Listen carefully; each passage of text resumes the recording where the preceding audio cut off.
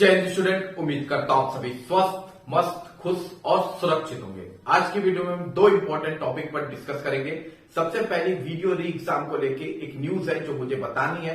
इसके अलावा यूपी लेखपाल में थर्ड लिस्ट जारी हो गई थी। मैंने कल ही वीडियो में आपको कहा था कि शाम तक आपको थर्ड लिस्ट देखने को मिलेगी और वो जारी हो गई थी। और उसमें जो कट ऑफ में सरप्राइज हुआ है उस पर भी डिस्कस करेंगे, उसकी कंप्लीट एनालिसिस लेंगे। उससे पहले चैनल पे जो नया है चैनल को लाइक और सब्सक्राइब जरूर कीजिएगा। चलिए चलते हैं वीडियो की ओर। तो सबसे पहले बात कर लेते हैं वीडियो री एग्जाम को लेके। तो देखिए, इससे एक इम्पोर्टेंट खबर है कि कुछ बच्चे जो हैं 11 अक्टूबर को जा रहे हैं आयोग। तो जो बच्चे लखनऊ के आसपास हैं या जो बच्चे इन्हें ज्वाइन करना चाहते हैं वो जरूर इन्हें ज्वाइन करें। 11 अक्टूबर को ये फिर से जा रहे हैं सचिव जी के पास। देखिए, लेखपाल के बच्चों ने बहुत मेहनत की थी। स्टेडियम से लेके कहां तक उन्होंने जनता दरबार हो गया, स्टेडियम में जाके, ट्विटर पे जाके, कॉन्टिन्यूअस सचिव जी के पास जाके मेहनत हुई थी, तब जाके उनका ये प्रोसेस कंप्लीट हो रहा है। तो वीडियो री एग्जाम वाले अगर चाहते हैं कि इनकी स्थिति लोअर पीसीएस जैसी ना हो जाए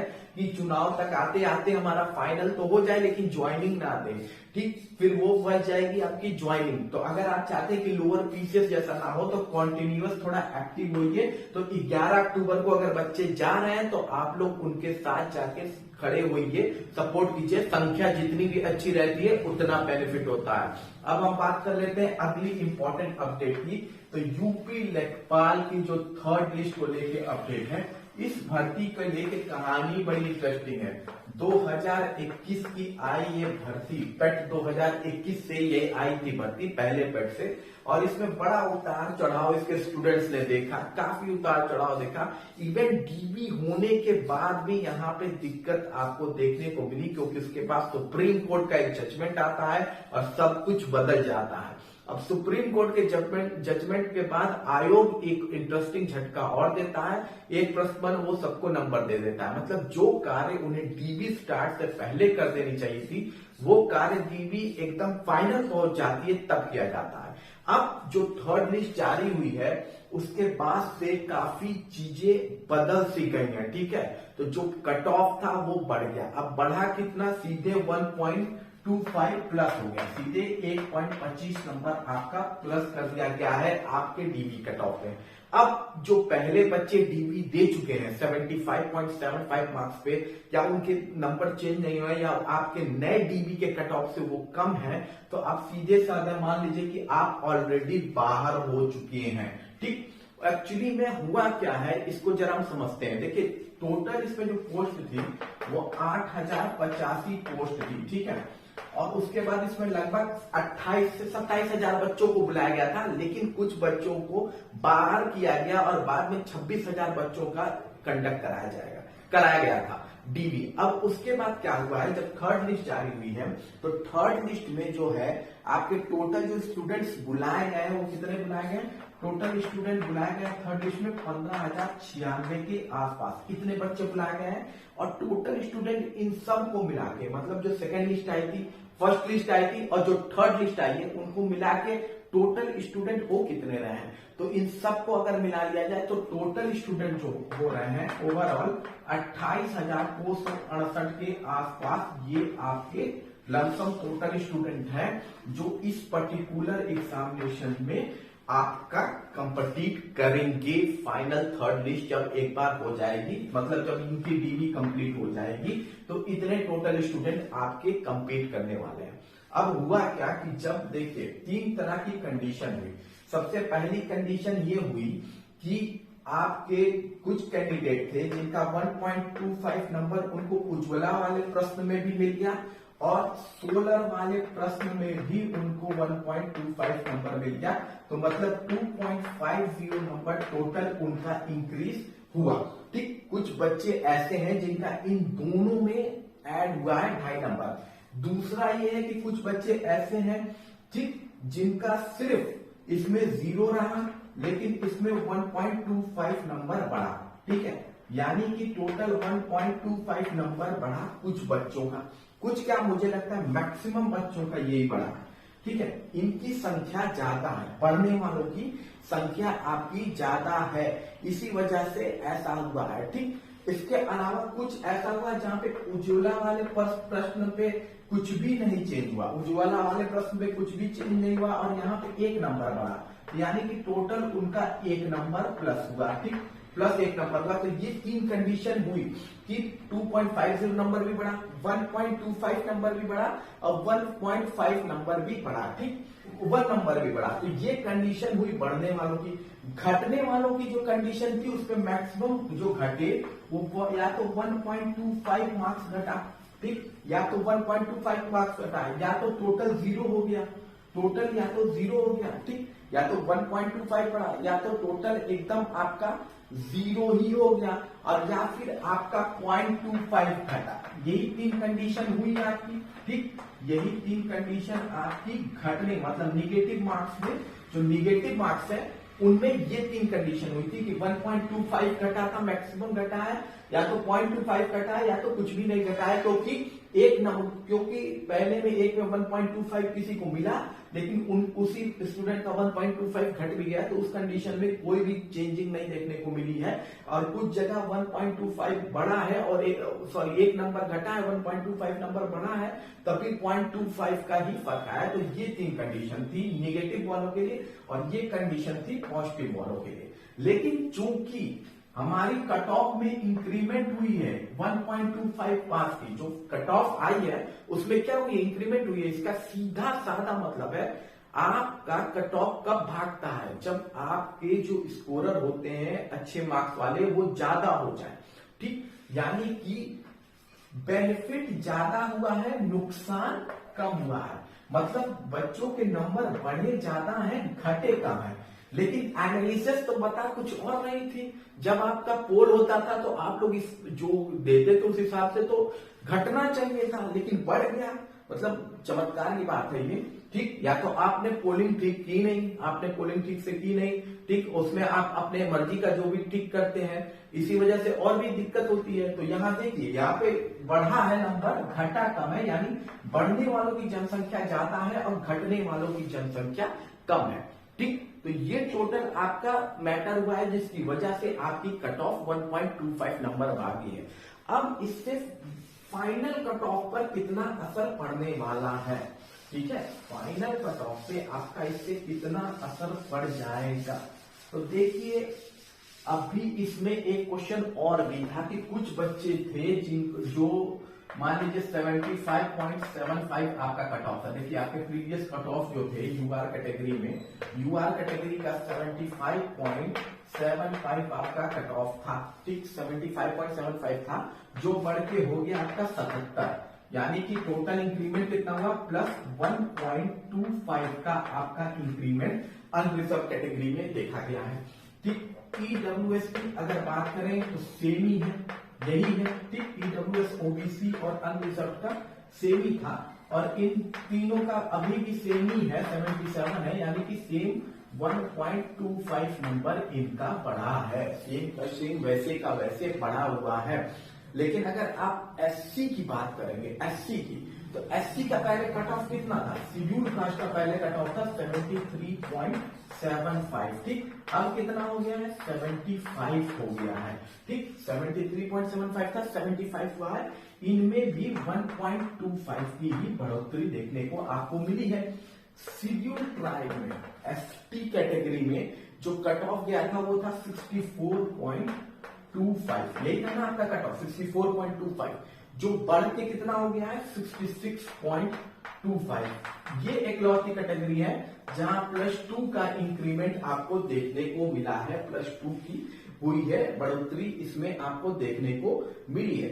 फीमेल में भी आपका 75 से जो हो गया है, फीमेल कैटेगरी है उसमें भी आपका 75 से बढ़ के 76.25 हो गया है, यानी यहाँ पे भी वही चीज देखने को आपको मिली है 1.25 की। तो टोटल ये इंक्रीमेंट आपको देखने को मिले हैं, सीधे 1.25 नंबर आपका प्रीवियस कट ऑफ से बना दिया गया है। अब इसमें इंटरेस्टिंग बात यह है कि कुछ लोग कह रहे हैं कि सर मेरा सेकंड लिस्ट में नाम था लेकिन मैं डीबी में बैठा नहीं, ठीक, मेरा मार्क्स था 76 और मैं डीबी में बैठा नहीं, अब मेरा 76.0, अब मेरा 2.50 नंबर बढ़ गया, मतलब 78.50 हो गया है, और अब मैं डीबी में बैठ जाऊंगा, मेरी थर्ड लिस्ट में नाम होगी, तो बिल्कुल नहीं होगी आपकी नाम, आप अपना मौका चूक गए हैं। मैं वीडियो में आपको बोलता रह गया था कि लेखपाल में आपकी बॉर्डर पे भी कट ऑफ हो तो डीबी में बैठिएगा, किस्मत कब बदल जाए कुछ भी भरोसा नहीं है गवर्नमेंट एग्जामिनेशन में। और इसका एग्जांपल आप बिहार में देख लीजिए, लोगों की ज्वाइनिंग होने के बाद नौकरी चली गई, और यहां देख लीजिए जिन लोगों ने डीबी छोड़ दिया ये सोच के कि हम बॉर्डर में हैं, उनमें से कुछ बच्चे 78, कुछ तो 79 तक पहुंच गए हैं, 69 नंबर तक कुछ पहुंच गए हैं, मतलब कई लोग का तो फाइनल हो जाता है जिन्होंने डीबी छोड़ दी। इसीलिए मैं चिल्ला के हमेशा कह रहा था कि आप अपनी तरफ से कुछ भी मिस मत कीजिए, बाकी फाइनल कट ऑफ पे छोड़ दीजिए, क्योंकि ये गवर्नमेंट जॉब जो उत्तर प्रदेश और बिहार का है ना, जब तक हाथ में नौकरी नहीं आती, आपकी ज्वाइनिंग लेटर नहीं आती और आपकी ज्वाइनिंग नहीं हो जाती है, और उस पर्टिकुलर एग्जाम में अगर कोई केस नहीं है, तभी आप अपना फाइनल समझिए, क्योंकि अगर केस भी है तो भी आप बिहार वाली स्थिति देख लीजिए क्या हुई है। ठीक है, तो वही चीज उन्होंने गलती जो कर दी है अब वो पछता रहे हैं। ठीक है, तो ये बात मुख्य सेविका वाले भी ध्यान देंगे कि पछता रहे हैं ये लोग। ठीक, 79 पे इनकी हो गई है, अब लग रहा है इनका हो जाएगा फाइनल, तो अब ये पछता रहे हैं, इनकी लिस्ट में नाम नहीं आएगा। जिनका आपका आपके फर्स्ट लिस्ट में नाम था, जो बॉर्डर पे थे, जो 76 पे, जो 77 पे थे, जिन्होंने अपनी डीबी ये सोचकर नहीं गई कि मेरा हो नहीं पाएगा या फाइनल कट ऑफ नहीं पहुंच पाएगा, तो उनका थर्ड लिस्ट में नाम नहीं आने वाला। थर्ड लिस्ट में केवल नए बच्चों का नाम आएगा जिनको आउट कर दिया गया था, जिनका नाम आपके पहले लिस्ट में नहीं था। ठीक, अब यहाँ पे जरा इंटरेस्टिंग सुनिए, ये तो वो लोग हैं जिन्होंने खुद के पैर पर कुल्हाड़ी मारी है, कुछ जो है जिनके साथ नसीब ही खराब, जिनका नंबर ही नहीं बना, जिन्होंने ऑलरेडी 16 का क्वेश्चन सही किया था, उनके साथ नुकसान हो गया। कुछ लोग जो बॉर्डर पे थे वो आउट हो गए सुप्रीम कोर्ट के फैसले के बाद, तो ये नसीब खराब होता है। लेकिन ये होता है कि खुद का नसीब खुद खराब कर लेना ऐसे बच्चों का। ठीक है, तो ये लोग जो दूसरों की बात में आते हैं ना, उनको सबसे ज्यादा नुकसान झेलना पड़ता है अपनी जिंदगी में। ठीक, तो इसके बाद इंपॉर्टेंट चीज और देखिए कि फाइनल कट ऑफ क्या हो गया। फाइनल कट ऑफ की हम बात कर लेते हैं, तो अनरिजर्व कैटेगरी के फाइनल कट ऑफ कितनी भाग सकती है। ठीक, मैंने आपसे कहा था कि जब बढ़ाया था, मैंने 0.50 नंबर बढ़ाया था लास्ट टाइम में। ठीक है, वैसे तो मैंने जो कट ऑफ आपको बताई थी 79 आपको बता रहा था, अब मैं आपको कह रहा हूं लगभग कि आपकी जो कट ऑफ जाएगी अनरिजर्व कैटेगरी की, वो 80 से 80.5 के पास रहेगी, 80 से 80.5 के पास रहेगी। ठीक है, पर मुझे क्या लगता है 80 से 80.25 के आसपास आपको इसकी कट ऑफ देखने को मिलेगी। 80 से 80.25 के पास मैं एक रेशियो लेके चलता हूं यार, मान लीजिए 0.50 मार्क्स अप डाउन आप कर दीजिएगा। ठीक है, लोग 1 नंबर करते हैं, लेकिन प्लस भी हो सकता है, माइनस भी हो सकता है, ये अब तो रेशियो है, लेकिन मुझे जहां तक लगता है ज्यादा भागेगी नहीं कट ऑफ, 80 और 80.25 के बीच में ही आपकी कट ऑफ रहेगी। ठीक, अनरिजर्व कैटेगरी की। ओबीसी कैटेगरी की अगर आप बात करें तो ओबीसी जो अदर बैकवर्ड क्लासेस है, ओबीसी कैटेगरी, ठीक, तो उनका जो कट ऑफ होगा, जो मुझे जहां तक लग रहा है उनका जो कट ऑफ होगा, ठीक, तो उनका कट ऑफ लगभग ये आप मान के चलिए 79.50 के आसपास मुझे लगता है ओबीसी कैटेगरी का होगा, या 0.75 और 79.50 से 79.75 के आसपास इनकी कट ऑफ जा सकती है। 79.75 के आसपास इनकी कट ऑफ जा सकती है। ईडब्ल्यूएस की भी कट ऑफ लगभग वही सेम रहेगी जो इनकी है, 79.75 के आसपास इनकी भी कट ऑफ आपको देखने को मिल जाएगी, ईडब्ल्यूएस कैटेगरी की भी। अब हम बात कर लें एससी की, एससी शेड्यूल कास्ट की, तो शेड्यूल कास्ट में आपको ज्यादा चेंजिंग देखने को नहीं मिलने वाला है। जो शेड्यूल कास्ट में ना आपको ज्यादा चेंजिंग देखने को नहीं मिलेगा।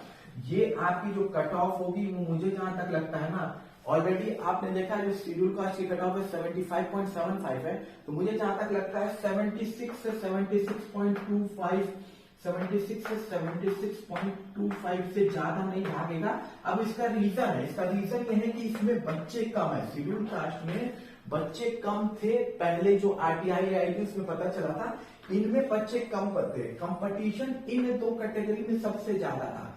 ओबीसी में सबसे ज्यादा बच्चे थे, ईडब्ल्यूएस में ज्यादा बच्चे थे। तो इनकी कट ऑफ में तो देखिए उतना वो नहीं देख, इनकी कट ऑफ जो एससी की उतनी नहीं भागेगी क्योंकि ऑलरेडी डीबी की कट ऑफ बहुत आगे आ चुकी है, तो उतनी नहीं भागेगी इनकी कट ऑफ। मुझे जहां तक लगता है 76.25 तक, मुझे जहां तक लगता है इनकी कट ऑफ एससी की जाएगी 76.25 तक, या मैक्सिमम हो जाएगी तो 76.50 तक जा सकती है। इससे ज्यादा आपको एससी की कट ऑफ देखने को नहीं मिलेगी। अब हम बात कर लेते हैं शेड्यूल ट्राइब की कट ऑफ की। तो शेड्यूल ट्राइब की भी जो कट ऑफ है, शेड्यूल ट्राइब की जो कट ऑफ होगी वो लगभग आपका 66 से 67 के बीच में होगी।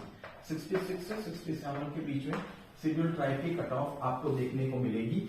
फीमेल की फाइनल जो कट ऑफ हो सकती है ये भी आपकी ज्यादा नहीं भागने वाली है। फीमेल की भी जो फाइनल कट ऑफ है वो आपके डीबी के कट ऑफ से ज्यादा नहीं भागेगी। फीमेल की डीबी की प्रेजेंट टाइम में क्या कट ऑफ है 76.25, तो जहां तक मुझे लगता है फीमेल की कट ऑफ वही रहेगी 76.25 से 76.50 तक। इससे ज्यादा फीमेल की कट ऑफ आपको देखने को नहीं मिलेगी, ठीक है। और फ्रीडम फाइटर में मुझे जहां तक लगता है तो फ्रीडम फाइटर है वो आपके 67.50 से 67.75 तक फाइनल कट ऑफ में रहेंगे फ्रीडम फाइटर, ठीक। फ्रीडम फाइटर की जो कट ऑफ होगी वो इतनी होगी। तो ये आपकी कट ऑफ हो सकती है 80 से 80.25 अनरिजर्व कैटेगरी के लिए, 79.50 से 79.75 ओबीसी। ईडब्ल्यूएस का भी सेम है। एससी में ज्यादा आपको फर्क नहीं दिखेगा, फीमेल में आपको ज्यादा फर्क देखने को नहीं मिलेगा। इन दो कैटेगरी में कट ऑफ आपके डीबी की कट ऑफ से ज्यादा नहीं होगी। और उसमें मैंने प्लस माइनस आपसे कहा है 0.50 का सब्ट्रैक्ट भी हो सकता है, ऐड भी हो सकता है। यही आपकी फाइनल कट ऑफ होगी। बाकी किसी भी अपडेट के लिए चैनल को लाइक और सब्सक्राइब जरूर कीजिएगा। क्वेश्चन कोई भी आपको पूछना है तो कमेंट बॉक्स में जरूर कीजिएगा। मिलते हैं अगले वीडियो में। जय हिंद, जय